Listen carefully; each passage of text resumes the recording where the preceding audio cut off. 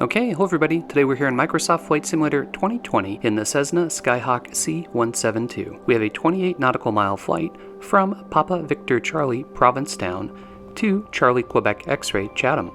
Both of those are payware airports and part of the Cape Cod Airport Spec by Stealthy Duck. We're flying in a custom livery that I created that is the livery of the real-life 5207 Quebec Skyhawk that I've done most of my flight training in. For today's flight, I've set up some special cameras to try to give you the feel of really flying. So let's hop into the pilot seat and get started.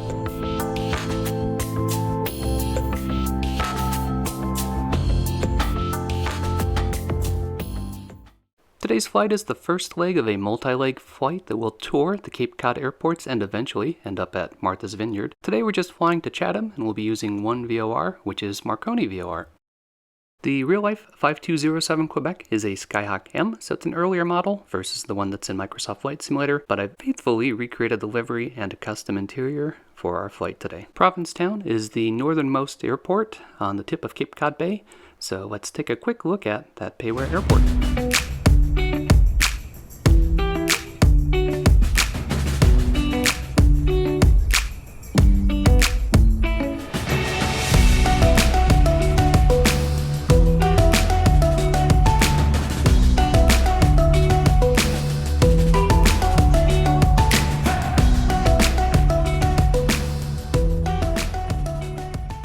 Okay, we've already done the pre-flight walk-around and we are back in the pilot seat. So we'll start by making sure that our circuit breakers are in. The fuel selectors at both, our switches are off and avionics are off. We'll crack the throttle and we'll get the mixture set to idle cutoff. We've got the beacon on, we'll get the battery and the alternator on, and that automatically turns on the overhead lights, which I actually don't like. Now we'll turn on the fuel pump, then we'll bring the mixture into full rich. After fuel flow peaks, then we'll pull the mixture back to idle cutoff and turn off the fuel pump. And in the sim, you actually need to bring the mixture in a bit or it won't start. It won't start at idle cutoff. Clear prop. And we've got ignition. Put the mixture back into full rich after ignition. Then we'll check our gauges and we'll make sure that we have oil pressure, which we do. That looks good. We'll bring up the throttle a little bit, and then we'll lean the mixture here for while we're on the ground and taxiing. Everything looks good, so we can turn on avionics bus 1 and bus 2. This is the working title version of the Garmin, and I love that it has the authentic startup screens.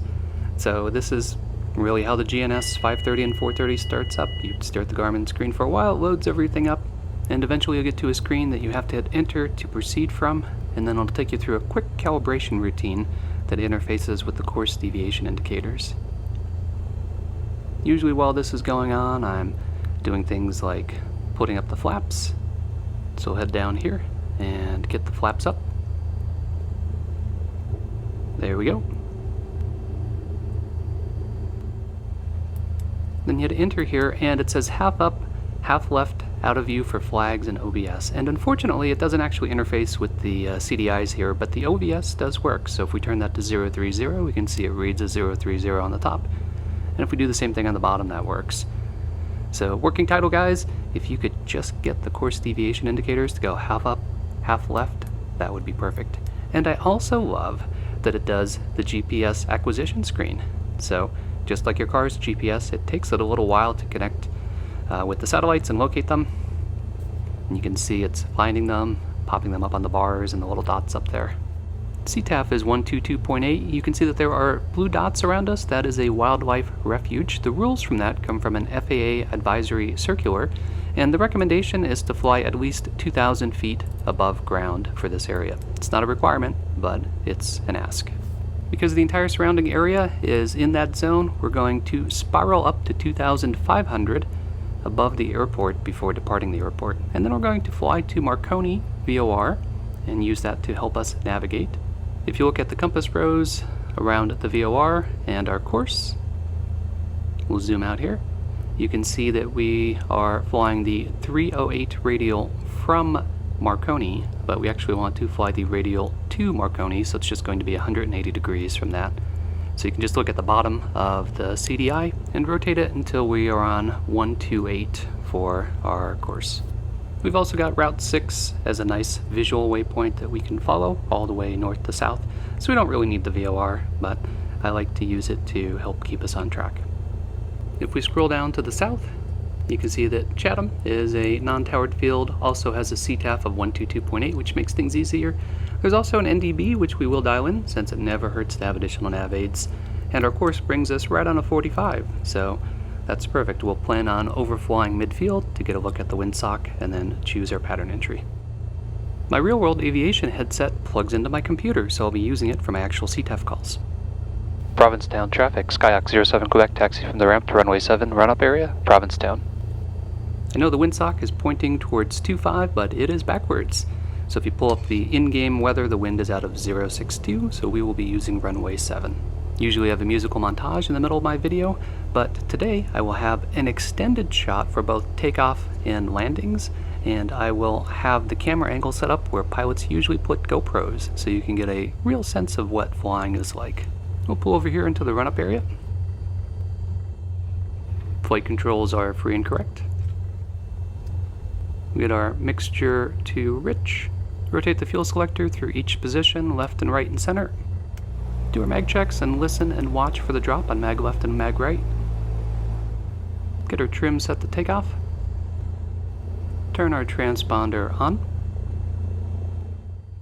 Provincetown traffic, Skyhawk 07 Quebec, departing runway 7, will be spiraling above the airport to 2,500, then departing to the south, Provincetown.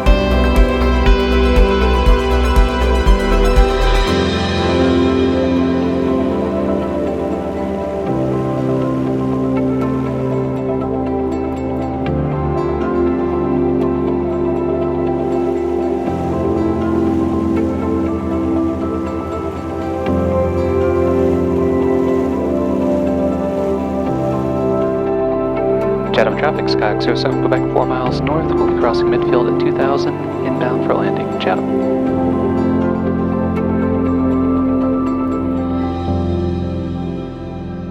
Chatham traffic, Skyhawk 07 Quebec, left base, runway 6, full stop, Chatham.